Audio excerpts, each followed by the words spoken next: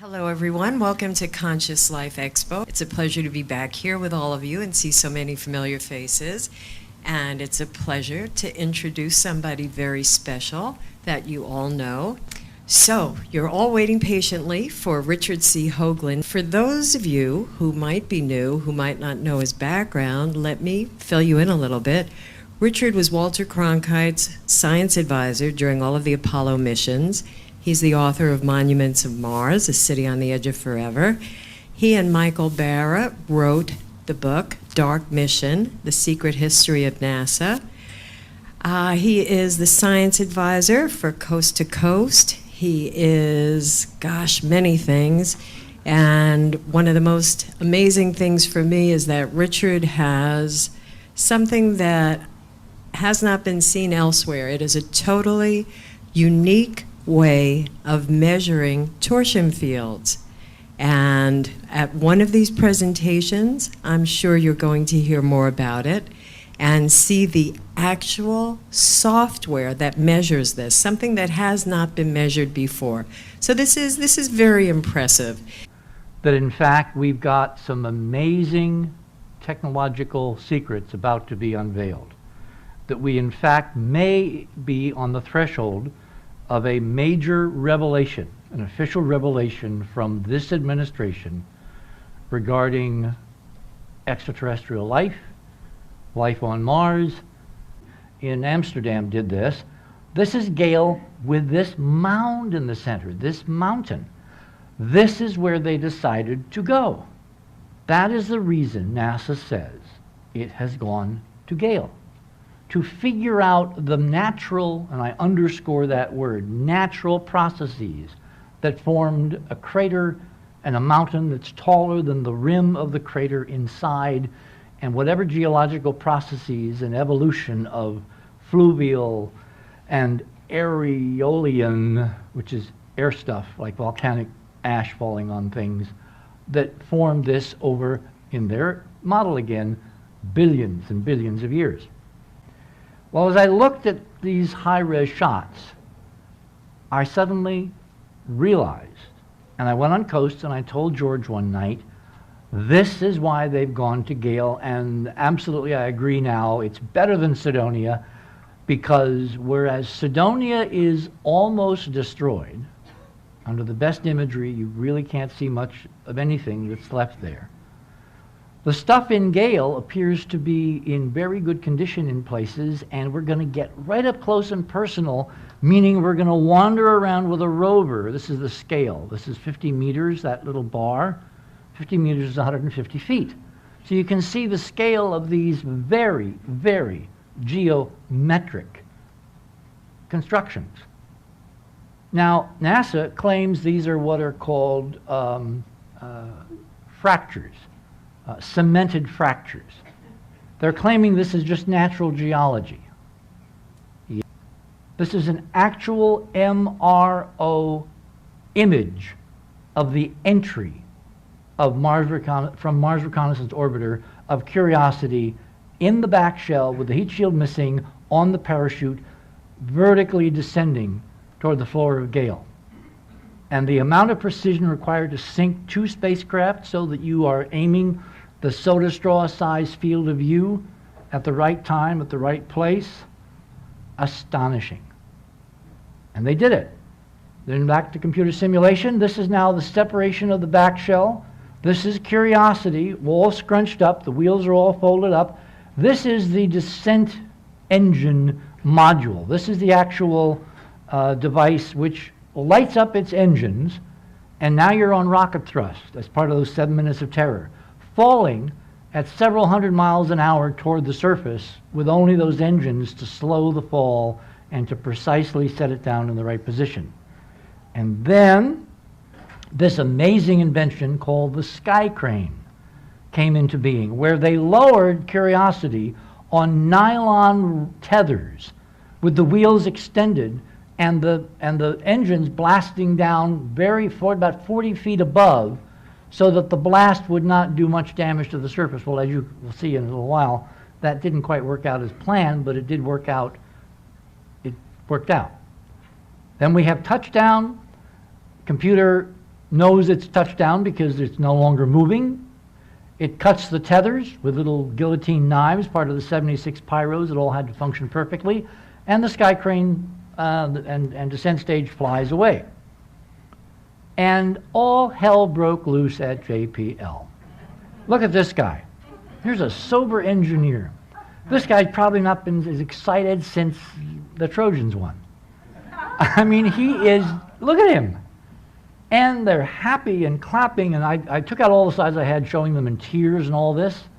I mean, these are the honest side of NASA. These are not the guys that are keeping stuff from us. These are the honest guys.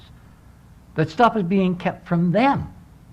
So I'm hoping that some of them will see this presentation and realize what a stunning miracle they have accomplished, because they have now put a spacecraft with the right kind of instrumentation in the middle of the ruins of a stunning Type II ancient civilization, which is all around the rover as it landed just before sunrise, just at the edges of Mount Sharp.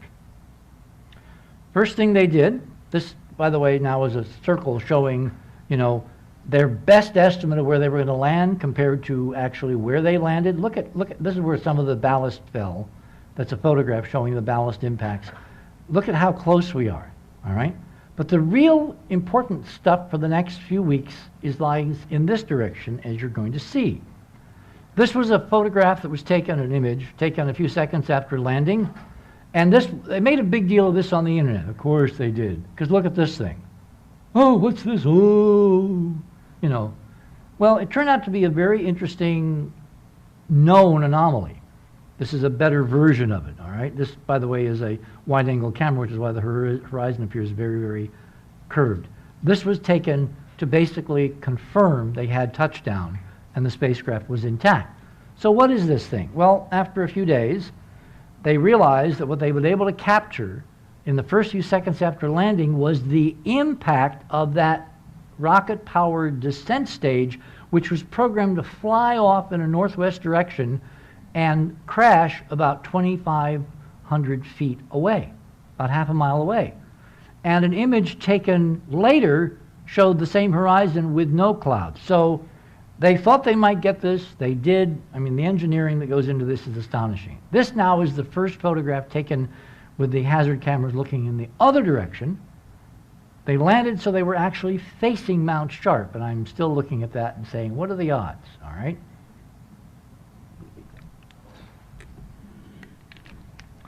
And if you'll look very carefully at the base of Mount Sharp, here's what we see. There's all kinds of interesting structural detail. Go out, do this test. Go out here, you know, Southern California, you're not far away from, you know, the mountains, you know, 20, 30 miles away. Go up in those mountains and take some pictures with your, you know, camera, with, you know, whatever you got, digital camera. Bring them back, put them into Photoshop, make them the same scale, and see if you see this kind of structure on those mountains. What's interesting is that as we started looking at panoramas around this, I mean, this is such an amazing place visually. It's the most amazing place we've ever seen from spacecraft surface imagery on Mars. In fact, it's so amazing that the project scientist for the Curiosity mission, a guy named John Grotzinger from Caltech, has been making some very curious statements comparing this scene to the Mojave Desert. In fact, he's doing it in such a way that one wonders. He also talked about how the first mission to Mars that he worked on, which was the Spirit mission, he frankly wondered if NASA had faked the data. When I heard him during the press conference say this, I'm wondering what in the world is going through his mind. Why would a project scientist even bring up the idea of NASA faking data? And the best answer I can come up with, based on, again, the imagery I'm going to show you, is that there are two sides to this mission. There's the side that they want us to see. Then there's the side that's really going on. And what Grotzinger and a number of other officials connected with the project are doing is speaking in code So it's an honored tradition, if you're under duress, to try to tell your prospective audience that what you're seeing is not exactly what you think you're seeing. And I believe that there are people associated with this project, with Curiosity, with this mission, given what they know is there and what they are looking at when they're not showing us stuff, that in fact are telling us this is not exactly what is going on. For instance, on this panorama, I'll use this one because I don't think the stars are helping any, way over here there's an object that never got discussed at the press conference. This is now a major panorama showing that little portion with this little notch cut out. This is the base of Mount Sharp. Notice how we don't see the whole thing in high resolution? Why not? Why couldn't they have taken that? Why couldn't they have told the computer, if you land so-and-so, rotate the camera X number of degrees and take that picture? They didn't, for some reason. I think it's because they wanted us to see what they were going to see with themselves before they showed anybody else. Anyway, they didn't show us this. This is from the hazard camera, which they had to give us live so that we would see something in terms of it landing. So way over at the corner of that panorama, look at those stunning mountains. We have this little thing. I say little, but it's not. What's it look like?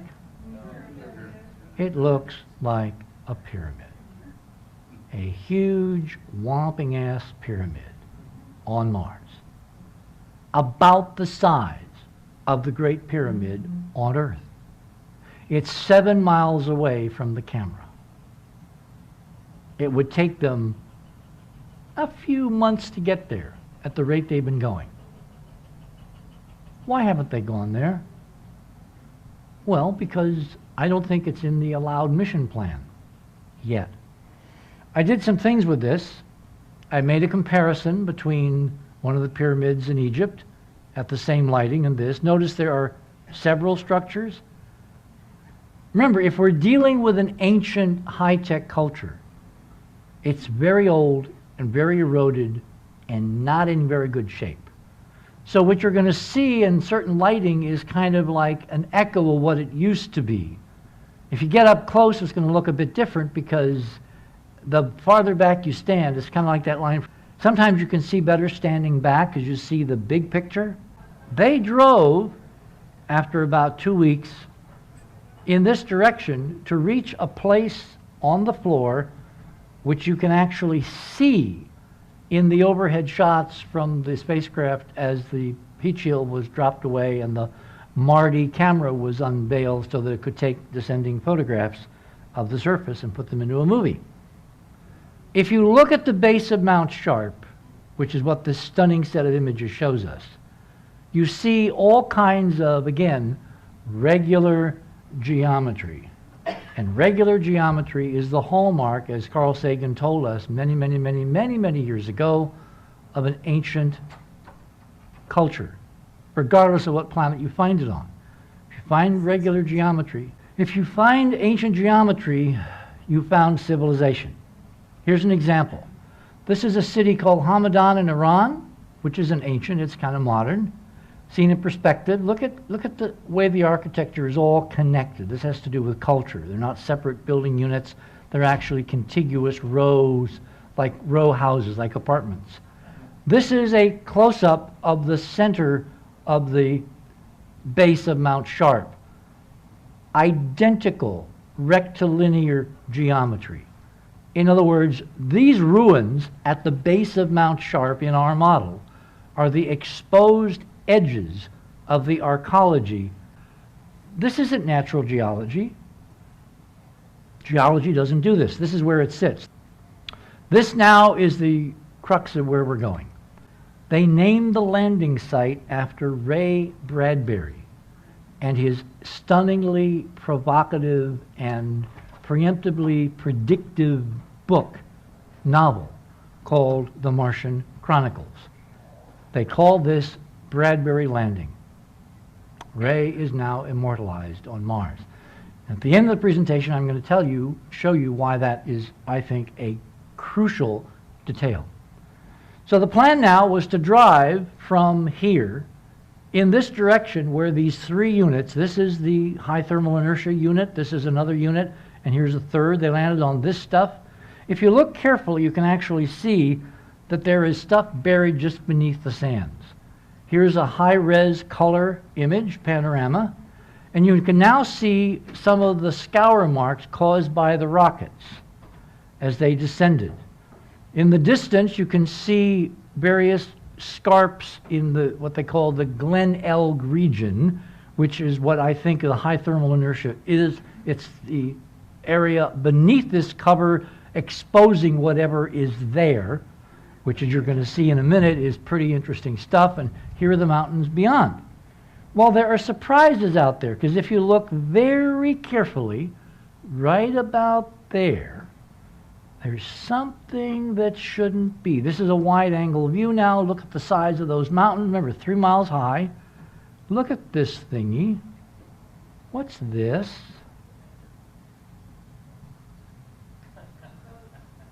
That is not a rock. That is not a piece of geology. That is like nothing that should be on Mars at all. It looks, in fact, like a modern millionaire's desert home out in the Mojave Desert. It's got symmetry, it's got details, it's got a double roof, look at the curve up here. In other words, and it's sitting on a platform with regular pilings above other layers. That was my first indication that this region, in fact, might have buried treasure underneath the sands. Because if that was still surviving above ground, what in fact out in front of, these by the way are the 2 rocket thruster areas, that's actual Curiosity right there, and this is Bradbury Landing. Now, why am I going to show you this? Because a lot of people don't know what mechanical high-tech ruins look like when seen on digital imagery. The wreck of the Titanic on the floor of the ocean is very illustrative, because what do you have? You have an abyssal plain, meaning lots and lots of sediments with very few, if any, rocks. All this stuff is what happened when she sank and broke up, swirling down with the, remember, she was falling at almost 100 miles an hour through 2 miles of ocean. And the water was ripping away pieces of her and shredding steel and mangled decking, and ruins were falling out like cylindrical things. So what you see in the remains taken by underwater submersible photography and sonar imagery, which is what this is the mangled metallic debris of the most modern high-tech construct the human race had constructed in 1912, the Titanic. If there are the remains of an ancient high-tech civilization under Bradbury Landing, that's what it will look like. Bits and pieces excavated from the sands by the wind after being buried in that flood out on this vast plain in front of Mount Sharp, the 3-mile-high mountain in the middle of the crater. And it will not look like a rock. So as the sky crane lowered Curiosity and these rockets impinged on the surface, they dug areas out of the overburden. They literally blasted the sand and dust aside and left material underneath exposed, like here. This is called a scour. I think it's called Blackburn scour, if I'm not mistaken. And they focused in on this. This is a Burnside scour, I'm sorry. And the other one is called Glauburn scour here. They, by the way, didn't drive over to Burnside, which is interesting, as you'll see. When they moved the rover, finally, they drove over to Goulburn, did some sampling, and then drove away. So what is in the scour that they didn't measure? Well, this. What's this? Why does it look like a piece of metallic stuff? Why does it have a wire coming out of it? And what's that thing next to it with a little hole right in the center? And what is this thing? with straight edges and the reddish stuff inside. In other words, are these rocks or are they rocks mixed together with other interesting debris? Leaving that aside, here's Burnside. Right next to it is this thing. This is astonishing. The closer you get, the more obvious it is. This is not a rock. This is a pump. It's got flanges. It's got vortice, a hole, an orifice. It's got wires. It's got axisymmetry, and oh, it's metallic. You know, it's a piece of junk. It's an artifact of a high-tech civilization, I think, excavated by the thrust of the rockets that blew away the surrounding dust. There's a hint of some more stuff back here, kind of in the wind shadow. I had Steve Troy do a comparison.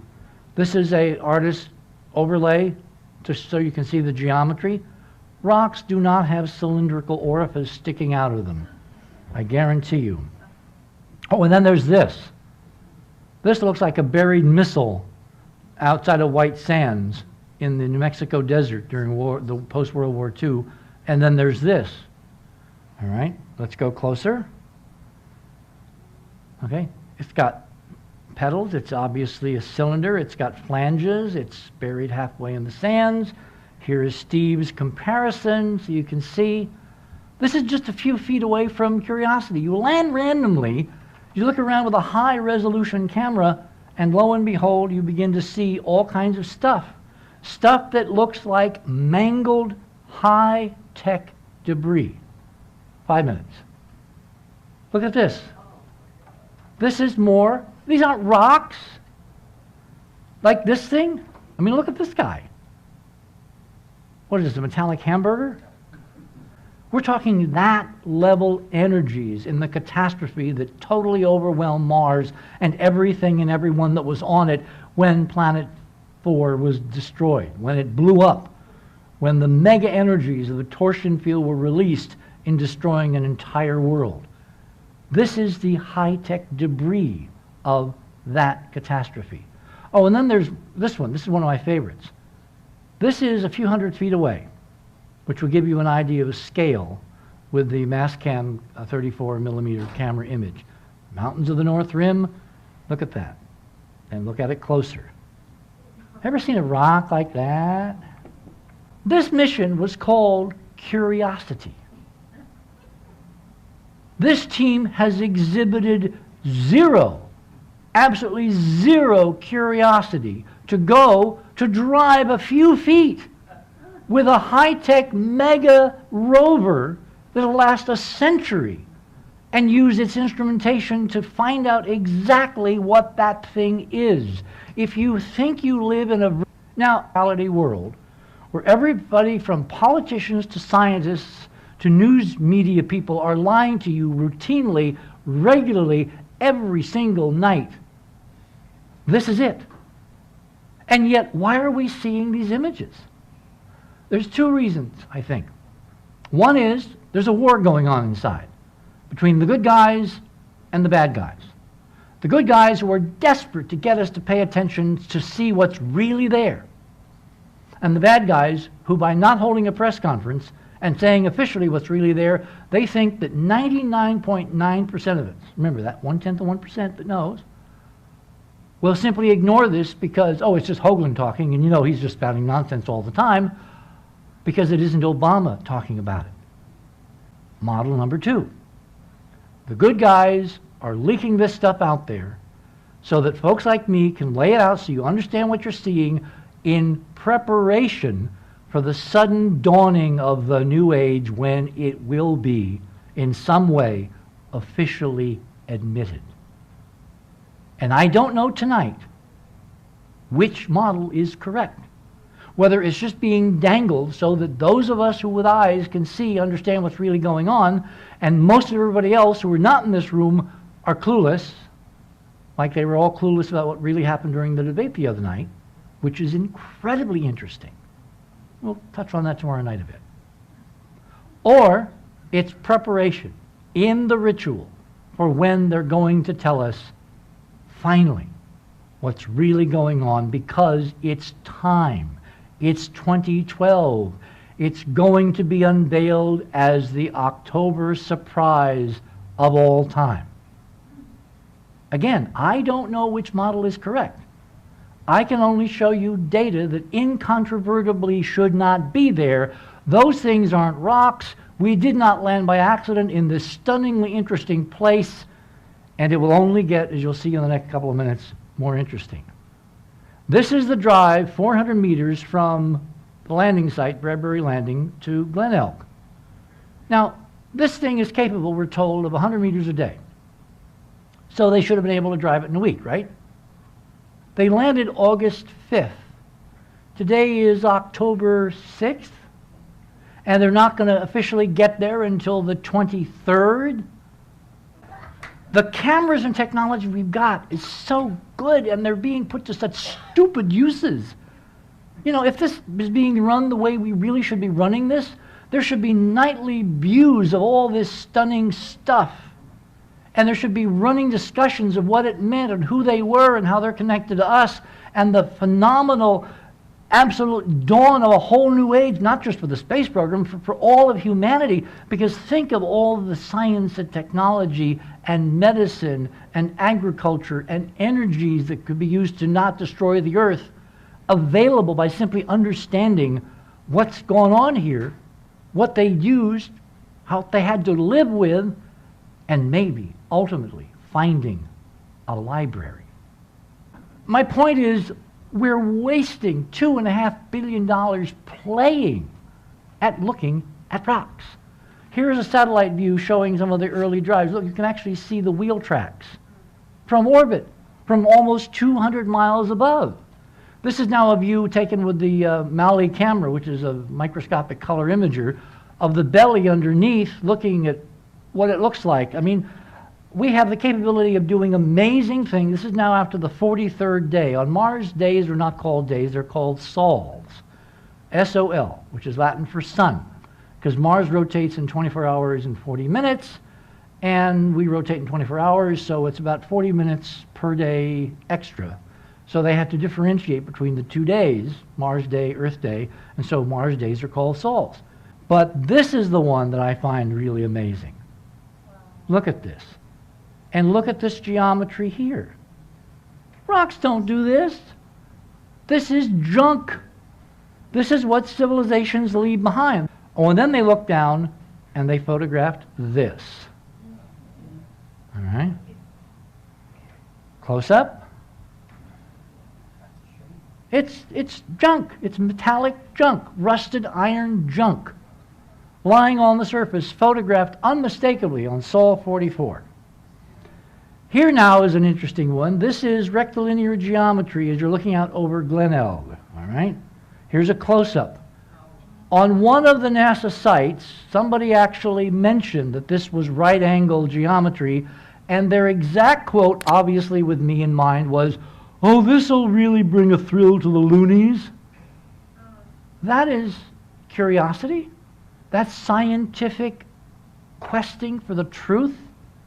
No, there's been a political agenda to keep anything that is so obviously unusual and needs, at least a question, let alone the answer, from ever coming to mind of these mainstream people who follow NASA's lead like little toadies.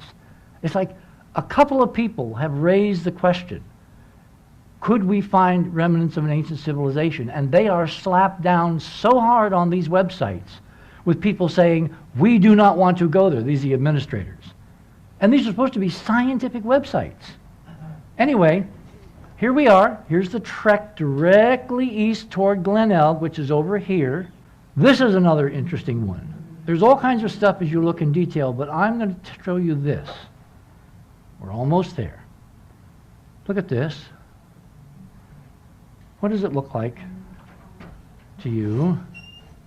It looks to me like a collection of ruins sitting on a brow of a hill, like a Roman ruin sitting outside somewhere in Jordan, photographed in late evening with vertical pillars. Look at the even spacing of the pillars. There's a platform, there are some towers, there's under supports, a foundation. All right, This is a view now of one of the terraces in color. Look at this thing right here. We'll zoom in, all right? And further.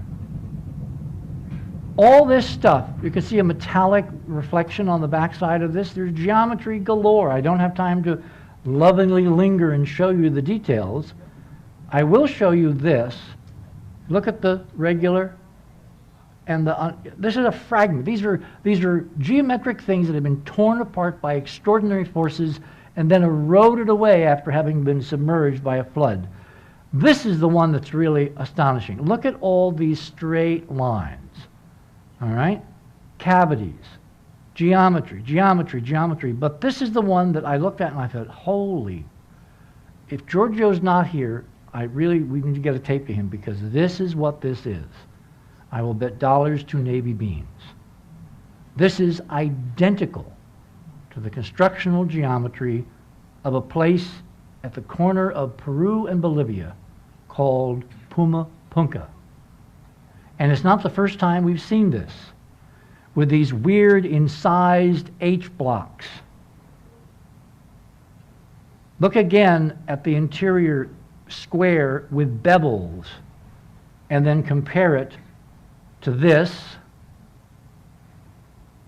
and this, same thing, compared to this, compared to this. All right? I believe whoever built Puma Punka came from Mars.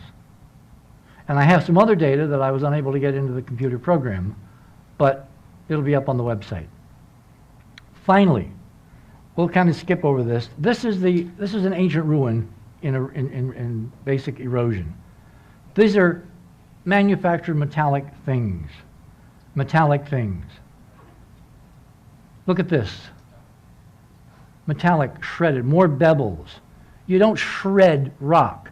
This is metallic. It looks like the bevels of Puma Punka. This is a wide-angle view showing more of this geometry in the distance. It is old. Here's the top of the platform. Look at the squares up on top. These are ruins. They're not rocks. They are ruins. And finally, this little thing over here. Look at this. It's a doorway. Right here. With the shadow on this side, you entered here into whatever was over here. These are foundational. These are the remains of the building. But that, you don't get a rock standing vertically. See the geometry, the little squares inside? This is an entrance into whatever was inside this summit mound. That the idea that NASA cannot conceive of it, and the only guy in history who actually forecast it was a guy named Ray Bradbury, because the centerpiece, the tagline of his epic seminal work, The Martian Chronicles, was, "We are the Martians." I believe that this headline, when USA Today changed their format and put this right next to this, what this should really read is, will we be the first to learn we are the first Martians? This mission deserves far more than it's been given so far. This mission, I think, is the trigger, the penultimate trigger for the transformation of consciousness in 2012. And the question is, will it be allowed to happen? Thank you.